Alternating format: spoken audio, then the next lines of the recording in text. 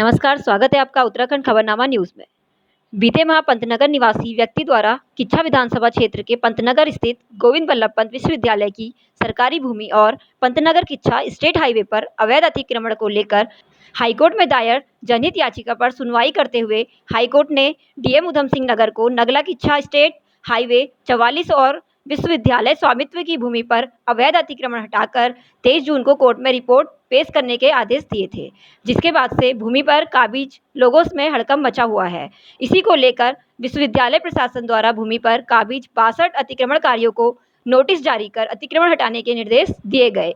वहीं क्षेत्रीय विधायक राजेश शुक्ला ने कहा है कि वहां न्यायालय का पूरा सम्मान करते हैं और न्यायालय हमेशा जनहित में फैसला सुनाती है, लेकिन कुछ लोग अपने हित, दूसरों के अहित और राजनीतिक फायदे के लिए पीआईएल दायर कराते हैं, इसलिए न्यायालय को विचार विमर्श करना चाहिए। लाल कुआं में पीडब्ल्यूडी की ज़मीन पर निमित्तीकरण का कोई आदेश आया है, ऐसा मेरे संज्ञान में नहीं है। लाल कुआं में उस ज़मीन पर होगा जो ज़मीन इससे बाहर है।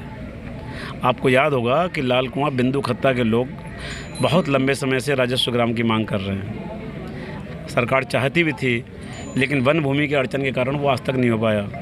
बाद में पिछली सरकार ने उनको नगर पंचायत देने की बात की, जिस पर भी वो लोग राजी नहीं हुए, क्योंकि नगर पंचायत या ग्राम पंचायत आपको सुविधाएं दे सकती है, लेकिन आपकी ज़मीन की श्रेणी चेंज नहीं कर सकती। यहाँ झगड़ा ये है कि यहाँ गलती से 77-78 फसली में, कौन सी फसली भाई, 76 फसली में जो ज़मीन खंती में दर्ज थी वो पीडब्ल्यूडी में दर्ज हो गई और किसी को उसका पता भी नहीं चल पाया, क्योंकि यहाँ के लोगों ने उसका संज्ञान नहीं लिया।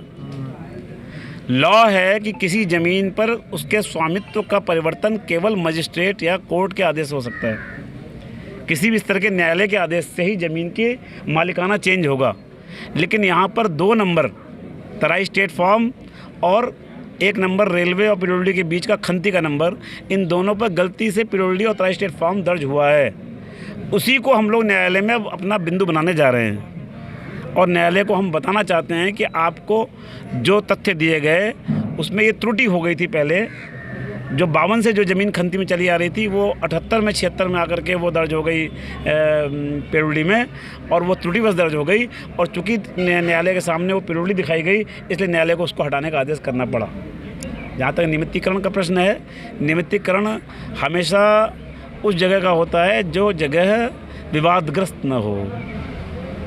आप देखें रुद्रपुर में ही नजूल लैंड है, उसमें विवाद है, सरकार लाख कोशिश कर रही है, लोग हाई कोर्ट चले गए। एक सरकार पॉलिसी लाई कि इसको नजूल लैंड को हम मालिकाना हक दे दें, लेकिन कुछ लोग कोर्ट चले गए, कोर्ट ने उसको रोक दिया, कोर्ट ने उल्टा उजाड़ने का आदेश दे दिया। फिर सरकार सुप्रीम कोर्ट गई, सुप्रीम कोर्ट ने भी स्टे दिया है, लेकिन अभी तक सुप्रीम कोर्ट ने उस पर हमें पॉलिसी बनाने का हक नहीं दिया है। तो निमित्तीकरण जहाँ विवाद नहीं है वहाँ तो क्या, जैसे वर्ग 4 की भूमि पर हमने निमित्तीकरण किया, सबसे अधिक हमारी सरकार ने किया इस बार। मेरी तहसील में पूरे उत्तराखंड में सबसे अधिक लोगों को वर्ग 4 की भूमि पर निमित्तीकरण के भूमिधरी के खतौनियाँ दी गई हैं जो पट्टे पे थे। लेकिन जहाँ विवाद होगा, चाहे सरकार से हो या किसी पक्ष से हो, वहाँ जब तक विवाद नहीं हल होगा या वो ज़मीन कहीं विवादित है तो वह उस पर नहीं दे सकते, और ख़ासतौर पर रेलवे पर, वन पर और पीडब्ल्यूडी पर तो कतई नहीं दे सकते। यहाँ थोड़ी दिक्कत यह है कि जो पीडब्ल्यूडी के ज़मीन पीडब्ल्यूडी में दर्ज हुई है वो पीडब्ल्यूडी की नहीं है, ये बात निकल कर अब आई जब ये रिट पड़ी है उसके बाद, तो अब उसी एंगल से हम लोग सोच रहे हैं। देखिए, पहली बात तो ये है कि मैं न्यायालय का हमेशा सम्मान करता हूँ, और न्यायालय का हित यही रहता है, न्यायालय का ध्येय यही रहता है कि वादकारी का हित सर्वोच्च है, और वो ये मानकर चलती है कि जनता के साथ न्याय करना है, जनहित में फैसले करने हैं। लेकिन कई बार वादकारी जो है अपने हित के बजाय दूसरों के हितों को लेकर भी षड्यंत्रपूर्वक रिटें दाखिल करते हैं। अब न्यायालयों को भी एक नए सिरे सोचना पड़ेगा कि जो पीआईएल पढ़ती हैं उसके निहितार्थ क्या हैं, वो क्यों पड़ी है, वास्तव में उसका क्या हानि लाभ है, वास्तव में जनहित में है कि नहीं है, इसकी भी समीक्षा कहीं ना कहीं न्यायालयों को करनी पड़ेगी।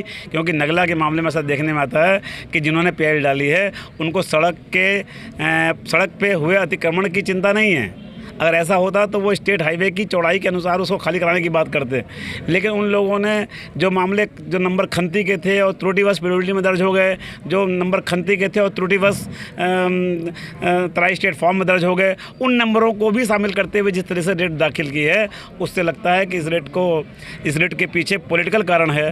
क्योंकि नगला और पंतनगर को नगर पालिका बनाने का निर्णय हमारी सरकार ने लिया था, हमारे माननीय मुख्यमंत्री जी ने घोषणा की थी और हम लोगों ने उस पर काम किया है। तो मुझे लगता है कि विपक्षी पार्टी के लोगों ने, जो नहीं चाहते थे कि भारतीय जनता पार्टी को और हमारी सरकार का श्रेय मिले, राजेश शुक्ला को श्रेय मिले, उन लोगों ने ही मुझे लगता है कि ये रेड डलवाई है। क्योंकि छन के जो खबरें आ रही हैं वो ये आ रही हैं कि इस PIL के पीछे पॉलिटिकल कारण है। पंतनगर से उत्तराखंड खबरनामा न्यूज़ की रिपोर्ट।